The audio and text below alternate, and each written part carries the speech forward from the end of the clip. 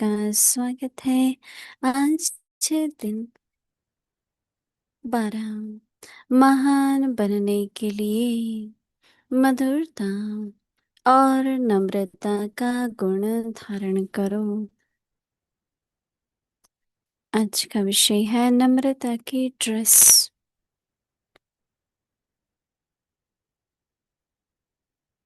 अव्यक्त इशारे। अगर आपसे कोई टक्कर लेता है तो आप उसे अपने स्नेह का पानी दो। आप अपने मधुरता और नम्रता के गुण को नहीं छोड़ो।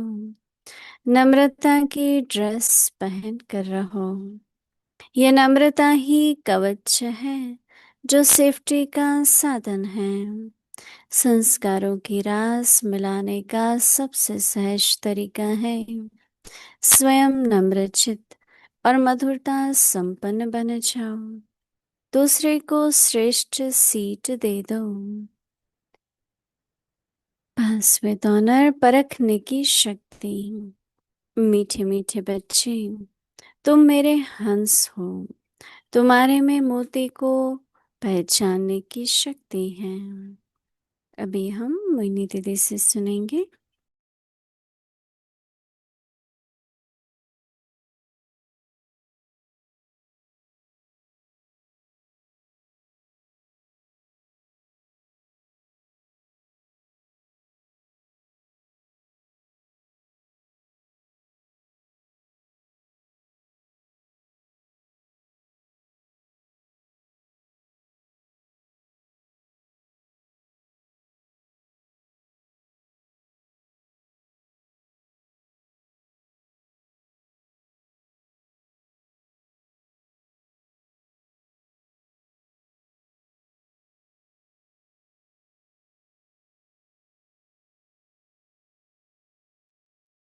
ओम शांति।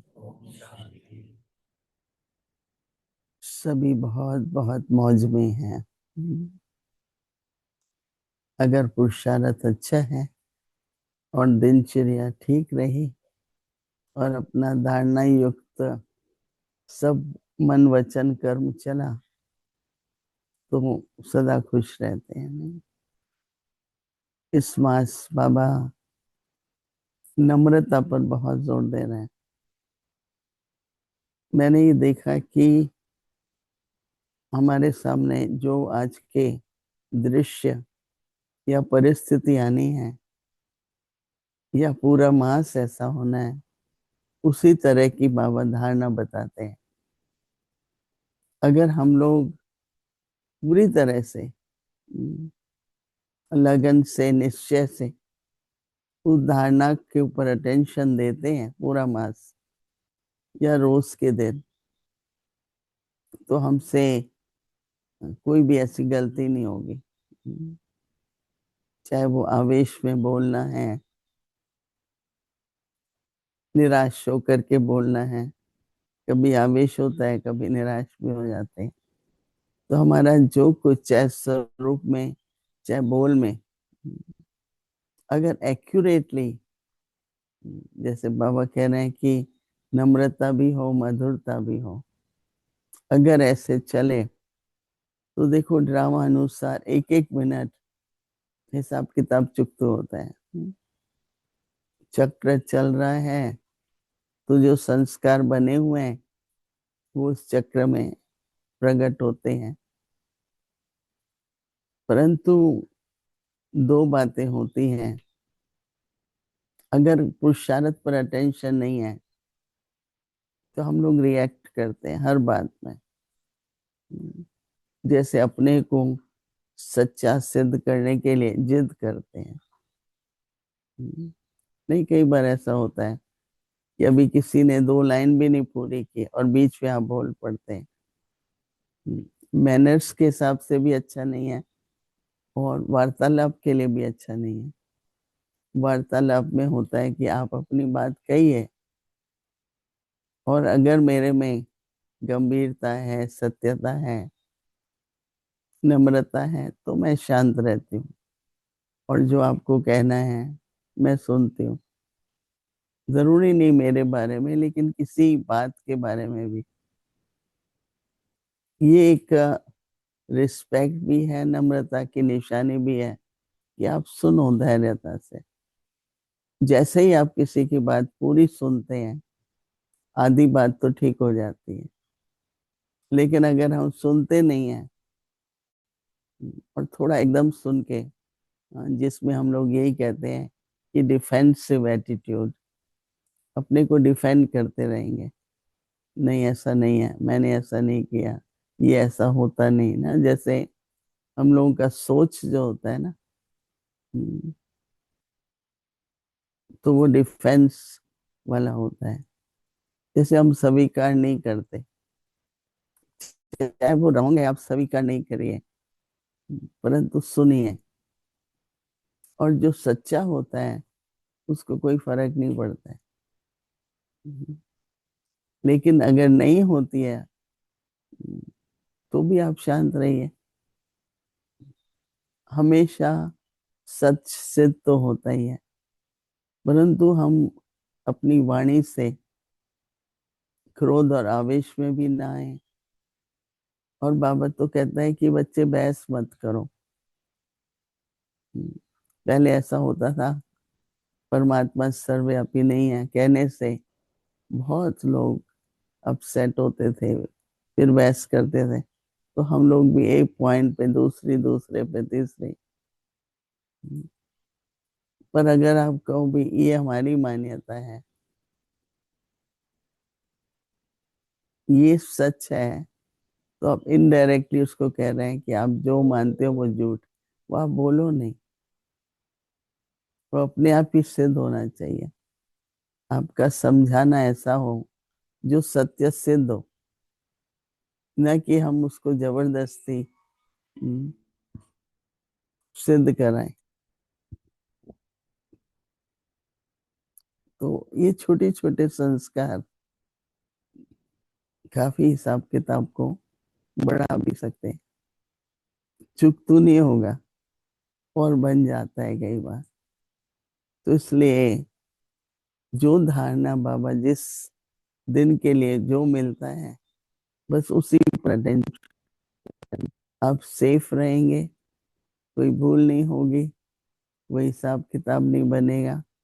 इस पर अटेंशन देना ये अच्छा पुरुषार्थ है। और अच्छे पुरुषार्थी के लक्षण भी वही दिखाई देंगे। तो आज तो बाबा कह रहे हैं, देखो बार बार बाबा भिन्न भिन्न तरीके से कहते हैं कि नम्रता की ड्रेस डालो। नम्रता की ड्रेस डालो।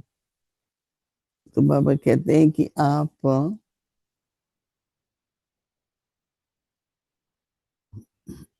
अगर आपसे कोई टक्कर लेता है, कई बार ऐसा होता है ना, कार में होते हैं, कोई गलत तरीके से आ जाता है, कोई थोड़ा नशे में होते हैं, तो अब उनको पता नहीं लग रहा है, और जानबूझ के भी हो सकता है वो टक्कर मारे। आप क्या करेंगे?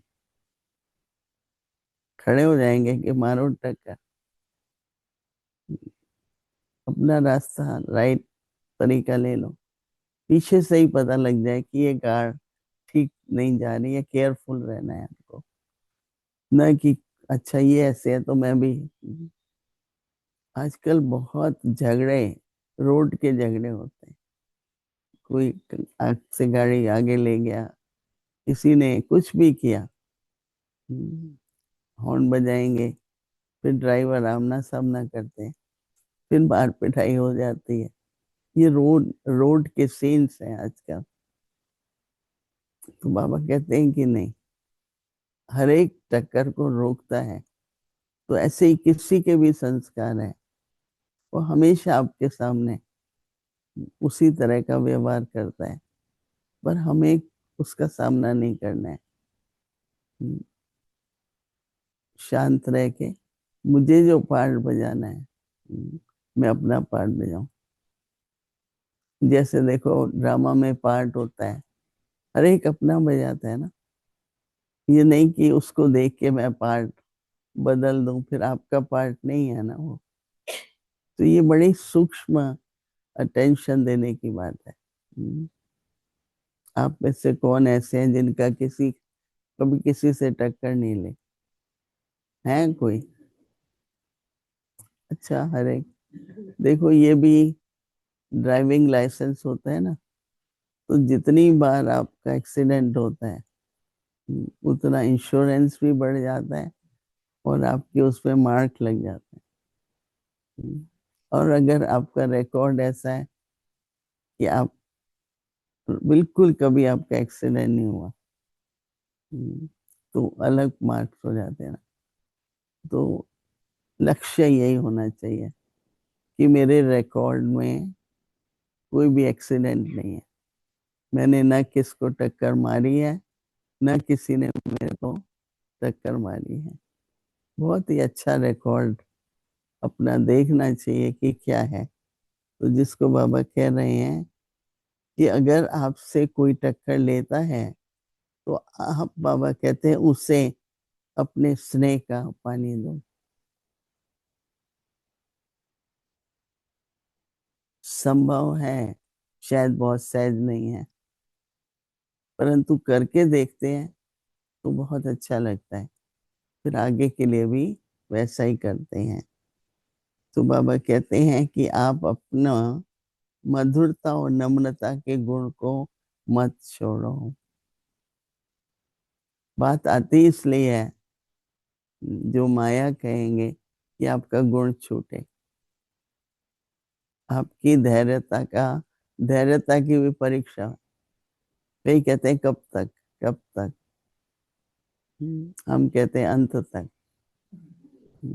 ये नहीं कि मैं बस 10 दिन के लिए नम्रता है, अंत तक। उसको निरंतर भी कहेंगे, फिर आपका स्वभाव संस्कार भी वैसा बन जाता है। तो आप अपनी मधुरता और नम्रता के गुण को नहीं छोड़ो। बाबा कहते हैं कि नम्रता की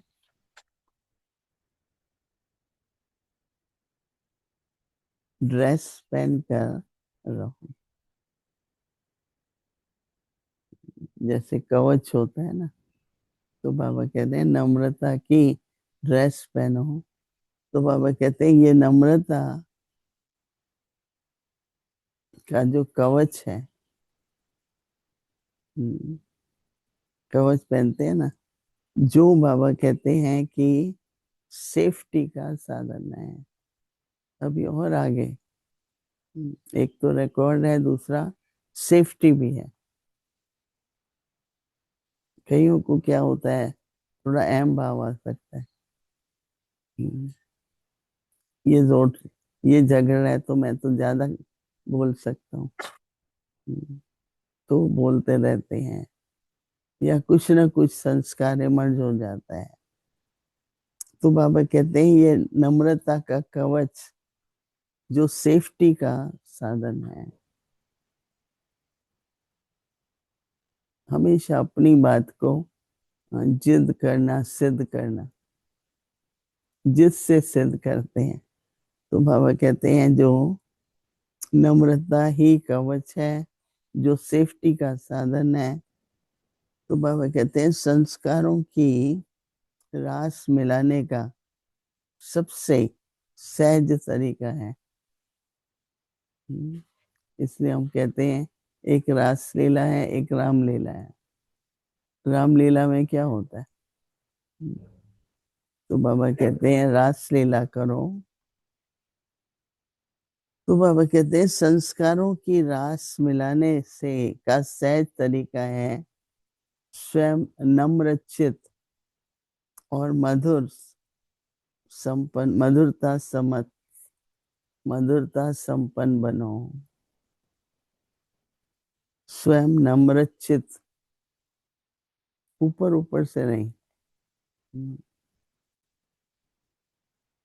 काफी अहम भाव आजकल बहुत है। उस अहम भाव में मैं बड़ा हूँ, मेरी अथॉरिटी है, मैं इंचार्ज हूँ, ये सब अहम भाव है। तो बाबा कहते हैं कि स्वयं नम्रचित और मधुरता संपन्न बनकर जाओ और दूसरे को श्रेष्ठ सीट दे दो। चलो ठीक है, आप ठीक है। हम्म, कई बार दादी कहती थी, ये हार हार नहीं है, ये बाबा के गले का हार बनने का साधन है। हम्म, ये हार नहीं है। कोई और क्यों करे, हम कहे भाई ठीक हो, चलो आगे बढ़ो। तो ये हार नहीं है। दूसरा कहता है हार मान ले, बोलो हाँ मान ले। हमको पता है कि बाबा के रिकॉर्ड में मेरी जीत है, चाहे सामने वाला समझता है। कई हमको कितनी बार आपको ये कहना चाहिए था, आपको ये कहना चाहिए। मैंने कहा मैं तो वही कहूंगी जो मेरी फीलिंग है ना। तो बाहर भी आपको उत्सुक करेंगे, प्रोवोक करते हैं।